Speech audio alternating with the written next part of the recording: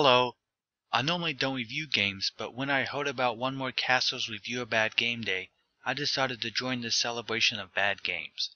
I'll gladly take part in any event that champions the study of bad games. Once I decided to join in, I knew right away what game I wanted to review. Mad Max for the Nintendo Entertainment System. From my tiny perspective, Mad Max appears to have gone untouched by critics. This is why I decided to review Mad Max. Without further delay, I'll begin my review. Mad Max is based off of the Mad Max movie franchise. The game was released in 1990, 5 years after the third Mad Max movie, Beyond Thunderdome. The game isn't tied to a single movie, and to me it feels like an amalgamation of all three movies. It has the title of the first movie, the box art features an image from the second movie, and the game features arenas like Thunderdome. I'll start from the beginning. No, not here. Here, with the instruction manual. Nowadays, you rarely need to read a game's manual before you play a game, but Mad Max was designed with an old-school mentality that expects you to read the manual. I would even guess that developers thought that reading the manual was a requirement. If you don't read the manual, you will have no idea what your objective is. Mad Max gives the player no direction, and there are no in-game instructions or hints. Having no direction or objectives is fine in some games like Just Cause 2. Just Cause 2 gives the player the capability to do lots of fun things and can be fun even when you don't have an objective. But Mad Max gives you very little to do. If you don't read the manual, then you will most likely start the game, drive around confused until you run out of fuel, then quit. At least that's what I did the first time I played it. I know that comparing a modern game like Just Cause 2 to an NES game isn't really fair. I just wanted to point out that having no direction isn't necessarily bad, but in Mad Max's case it is. There are no points or high scores to be earned, and Mad Max is a completely objective-based game that never tells you your objective. Since reading the manual is required, let me guide you through some of the immediately important parts. The manual begins with a greatly shortened quote from Mad Max 2. To understand, you must go back. To win, the world was powered by the black fuel. For reasons long forgotten, two mighty tribes went to war and touched off a blaze that engulfed them all. Without fuel, they were nothing. Man began to feed on man. The gangs took over the highways, ready to wage war for a tank of gas. In this maelstrom of decay, ordinary men were smashed. Men like Max, a man who wandered out into the wasteland. And it was there, in that blighted place, that he learned what it takes to survive. This is a nice introduction to the game, but it has been altered from the original quote. After this, the manual explains the game's objective. There are several levels plus a final battle to this game. Each level consists of a road scene in the arena. Your goal is to find and enter the arena from each roadway so you can battle the other gangs there. Food and water can be used to trade to get the fuel, ammo, and the arena pass. The manual then describes the enemies you will encounter, the supplies you will gather, and how to control the game. Finally, the manual includes a map of the first level. I find the inclusion of this map interesting, and I will explain why in more detail later. Now let's start the game. Some music begins and you are greeted with a picture of Max and a quote that is similar to the one in the manual. It has been altered again in a few places. This is the only song in the game, by the way. No music is present for most of the game, and this song only plays during mine shafts in the final battle. I actually like the fact that most levels have no music. Having no music works for some games, and limiting this song to a few areas is better than having it play all the time. It's not a great song, but I don't think it is annoying either. I'm definitely not enjoying this picture of Max though. Every time you complete a level you are rewarded with a picture like this, and none of them are very good. Press start to skip the quote and you're brought to a level select screen. You can start a new game or input a password. Thankfully the passwords are short and easy to remember. They all seem to reference something from a Mad Max movie. M-Max is obviously Mad Max. Waste could be short for Wasteland. Blast could mean Master Blaster, a character from Beyond Thunderdome.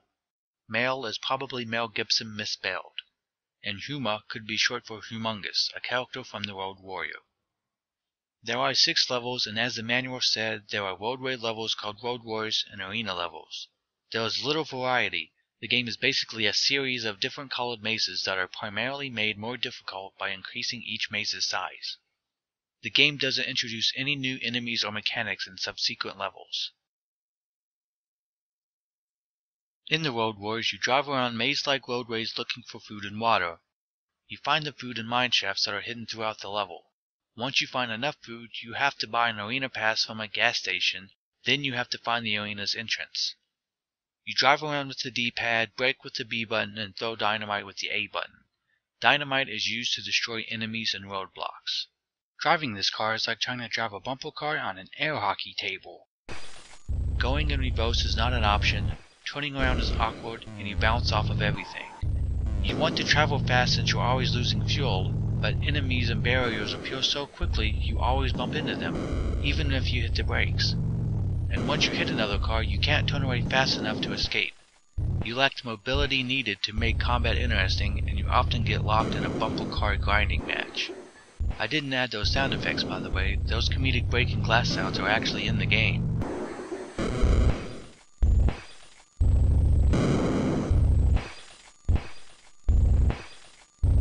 Navigating the roads is difficult because you have a very limited perspective and there are few landmarks. It is very easy to get lost and you are given barely enough fuel to finish each level.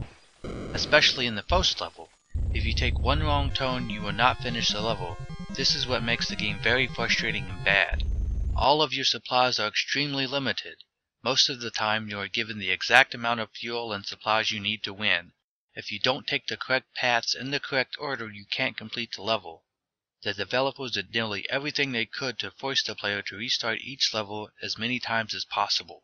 I spent too much food on fuel, now I can't buy the arena pass and I have to restart. I bought the arena pass too soon and ran out of fuel. Restart. I ran out of dynamite because I didn't know there were 20 roadblocks in this level. Restart. I bought too much dynamite and now I can't repair my car. Restart. Beating Mad Max is all about planning and resource management. Nearly everything is a critical resource. Your fuel, your dynamite, even your car's health feels like a resource. As I said before, bumping into things and taking damage is nearly unavoidable. Losing is just a matter of time, and all of this means you need a map and careful planning to win. Ultimately, playing Mad Max is like planning a road trip. First you have to draw a map of the level, then you have to plan your travel route. When I began a new road war, my first goal wasn't to beat the level. My goal was to drive around and explore as much of the level as I could before I ran out of fuel, slowly drawing a map and noting how many supplies are in each mine shaft. After I completed the map, I could begin planning my route. I have enough fuel to make it to this mine shaft and it has 7 food and 1 fuel, so I will go there first. Then I will drive to the gas station and spend 3 food to buy 2 more cans of fuel so I can make it to my next stop. I'll pick up 3 food while I'm there, and then I will drive to the local gas station to get a tune-up and buy a pass to the arena. After that, I'll take the road heading north to the arena to avoid the covey backroads. If you thought that was fun, then you might enjoy Mad Max. Honestly, drawing the maps and planning my routes was the most fun aspect of the game for me, and I think that is how the developers expect you to play. That is why they included a map of the first level in the instruction manual. Now, with a great memory and a lot of patience, I am sure it is possible to beat the game without drawing maps, but I found using a map and careful planning to be the easiest way to win. The road wars still aren't a cakewalk once you have a map though. Enemy cars, oil slicks, ramps, roadblocks, and dynamite-tossing towers are all in your way, and the towers are the worst. They throw dynamite incredibly fast and you have no way to avoid getting hit most of the time. Slamming the brakes doesn't help because you're still in the line of fire, and you can't turn or accelerate fast enough to get out of the way. Swerving around like a drunkard might help, but that wastes fuel and gives enemy cars more time to plow into you. Most of the time, I drive along the edges of the roads and ignore the enemies. You don't slow down, enemy cars will often drive past you, and there aren't any oil slicks along the edges. Destroying enemies with dynamite is difficult anyways, and you need to save your dynamite for the roadblocks. Whether you win or lose does feel random sometimes. Take a look at this scenario. I have to jump across a ramp. If I go too slow, I won't make the jump and I will wreck. I back up so I have room to accelerate into the jump. I hit the ramp at full speed and another car that I couldn't see hits me, and I'm forced to restart. Even stopping at this gas station is dangerous. You have to drive right up to the door and bump into it to enter the store. If you are not directly in front of the door, you will take damage. One time, I died in a car wreck while I was trying to enter the store so I could repair my car. My final gripe with the Road War levels are the mine shafts. Again, they are designed to force you to restart the level as many times as possible, and the levels are not short. In the mine shafts, you walk around looking for food, water, and other supplies. Mutants walk around and try to grab you, but they are mostly harmless and easy to avoid. The mutants also do a pathetic amount of damage, as you can see. You can shoot the mutants, but you don't really need to. And unlike other supplies, there is tons of ammunition for your gun. There is an almost endless supply of the only thing in the game that you don't really need. Also in the mines are many locked doors, and you have to collect keys to open them all. Unfortunately, the first time you play the game, you never know which doors you should open. Many of the locked rooms are empty, and you are not given enough keys to open every door. You need every drop of water you can get to beat the level, and if you open too many wrong doors, your only option is to restart the level. So like most of the game, if you know where to go, it's easy, but if you don't know, it is impossible. Obviously, you want to save your keys and only open the doors you need to. Sometimes you can tell if a room is empty before you open the door, but other times the developers try to trick you into opening doors that you do not need to open. Take this room in the third level, for example. I walk down this hallway looking for any clues that will tell me which door I should open. I see nothing and walk to the next hallway. Here, I see that there was food in the middle room, so I decide to go back to the previous hallway and open the middle door. When I do, I discover that the room is empty. The developers put a bin in the room to my right to trick me into thinking the food was in the middle room. Now I don't have enough keys to get the food I need to beat the level.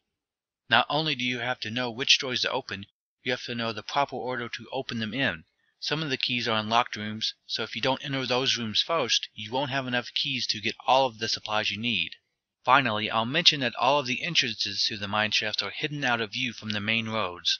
You have to spend a lot of time off-roading to find the mine shafts, and of course this wastes fuel.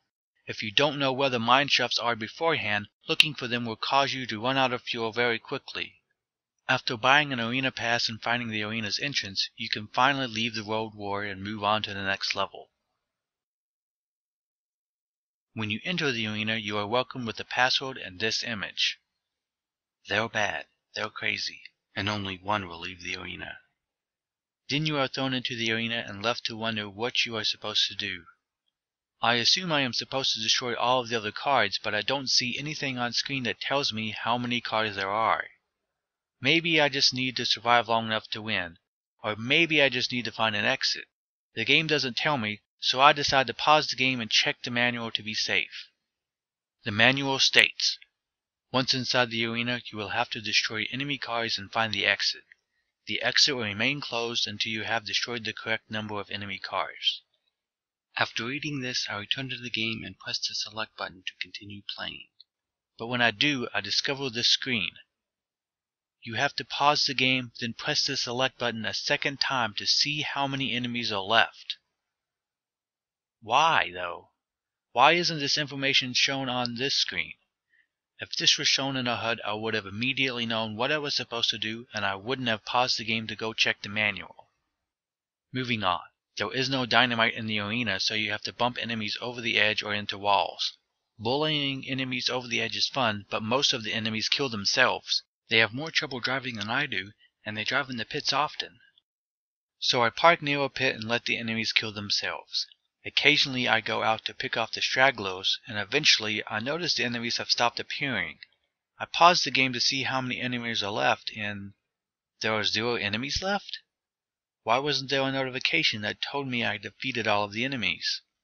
There was no applause or victory music. I had to pause the game to learn I had won. Maybe the developers didn't want to clutter the screen with a HUD, but they could have at least told me I had defeated all of the enemies.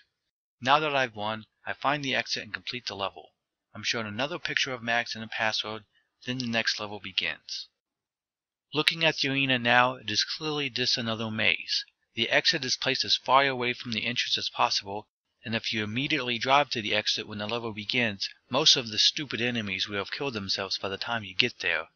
At least the arenas are much easier to memorize and navigate than the Road Wars. I never bothered to draw a map of any of the arenas.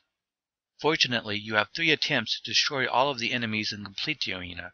If the arena starts with 20 enemies and you kill 10 of them before you die, then there will only be 10 enemies left when you begin your second attempt. Unfortunately, the final arena has so many enemies I've never completed it in a single attempt. I always run out of fuel before I can destroy all of the enemies. I always need at least 2 attempts to beat the level. I find this odd. Imagine if you played Super Mario Bros. And the developers did not give you enough time to reach the flagpole in 1 life. Instead, you had to progress through as much of the level as possible before you ran out of time, then continue the level from where you died, completing the level with your second life. The arenas might have been fun if they were smaller and presented the information the player needed in a better fashion. 2 steps could have saved them. 1. Make a HUD that states how many enemies are left. 2. Show a message that tells the player to leave the arena once the player has defeated all of the enemies. Just one of those things would have prevented a lot of confusion. The last 2 levels in the final battle are an intertangled mess and are the worst part of the game. I'll start with the final Road War level. In this level, managing your dynamite and damage is more important than managing your fuel. Bumping your way through the level without wrecking is way more difficult, and there are many more barriers. Also, as I showed earlier, the mines are trickier in the 3rd level than they were in the previous levels. So the final Road War is more difficult than the other 2. That's not a problem and is to be expected. The real problem is the mysterious crossbows. Without any explanation, crossbows are now hidden in the mine shafts. I pick one up and nothing happens. I press all of the buttons to see if I can change weapons, but nothing happens, and I look at my inventory and there is no crossbow to be found. Having learned from my previous experiences, I decide to re-examine the manual. I find one sentence that mentions a crossbow. At the end of the last level, you will meet the Ultimate Warrior in a final crossbow battle in the arena. Well, I have a crossbow now, so I guess I'm ready for the final battle. I'm not sure why there was more than one crossbow, but I grab every one I see to be safe. Once I complete the Road War in the arena, I arrive at the final battle, and I immediately walk off a cliff. I type in the final password and complete the arena again. Now I'm ready for the final battle. I see an enemy that looks like Humongous firing at me. I fire back and fight as long as I can, but eventually I run out of crossbow bolts. Surprised, I give up and allow Humongous to kill me. Once I die, I quickly realize what went wrong. The game did not give me enough crossbow ammunition to defeat Humongous when I used the password. You cannot beat the game if you use a password to skip to the final arena. Crossbow ammunition is only found in the 3rd World War. This means you have to beat the last 2 levels and the final boss without losing once. And the worst part is, the game doesn't tell you how much crossbow ammunition you have until you reach the final battle. I didn't know the game didn't give me enough ammunition until I completed the arena. This is another example of the game not giving the player enough information. Since I've made it this far, I am determined to beat the game. I type in the final password and return to the 3rd World War. This is when the real fun begins. If I don't lose in either level, it takes about 15 minutes to reach the final battle. But the final Road War is very difficult. I rarely beat it on my first attempt. So it really takes about 20 minutes to reach the final battle.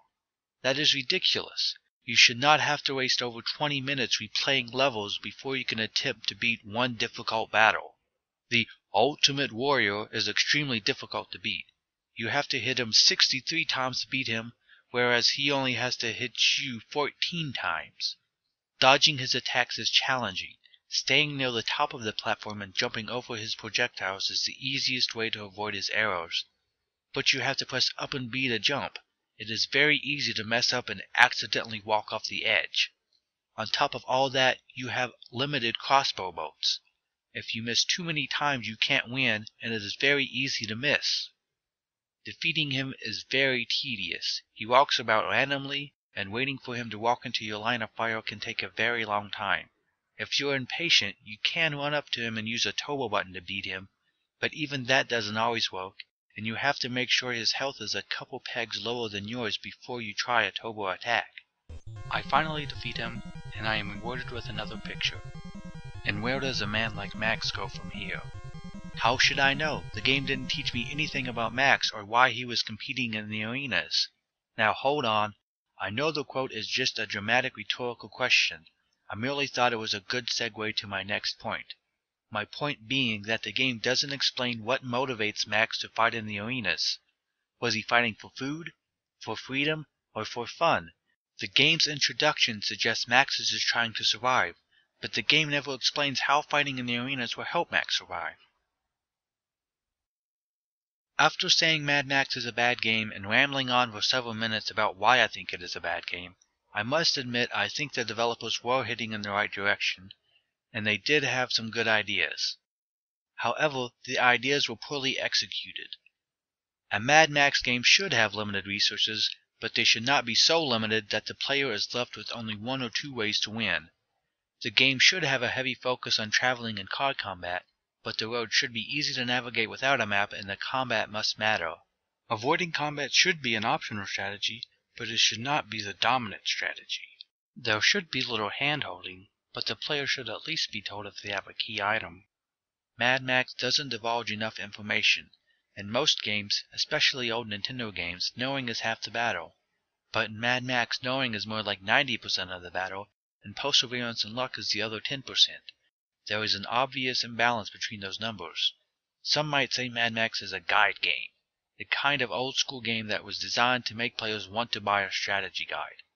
Unfortunately, I doubt Mad Max would be fun even with a guide by your side. In fact, for me, it would be less fun. I enjoy open-world games that give the player little information and allow the player to explore the game on their own. Such games can be very fun and rewarding, but exploration in Mad Max did not feel rewarding. Every level looks the same, and there is little variation within each level's own bounds. There aren't any hidden stories, secret shortcuts, or extra weapons to discover. The game's orthogonal paths made me feel like I was trapped in a maze, and combined with the poor combat, the game is little more than a series of digital hedge mazes. I also get the impression that Mad Max was poorly playtested. If the last password in the game was unusable, then that clearly proves the game was poorly tested. This is unfortunate because many of the game's critical problems would have quickly been revealed through playtesting, and most of the problems appear very easy to fix. If I had to give Mad Max a rating, I would give it 3 out of 10 quality points. It does have some fleeting moments of fun, but its glaring flaws greatly outweigh any fun to be had. Having to replay 5 to 10 minute long levels because you open a wrong door is inexcusable.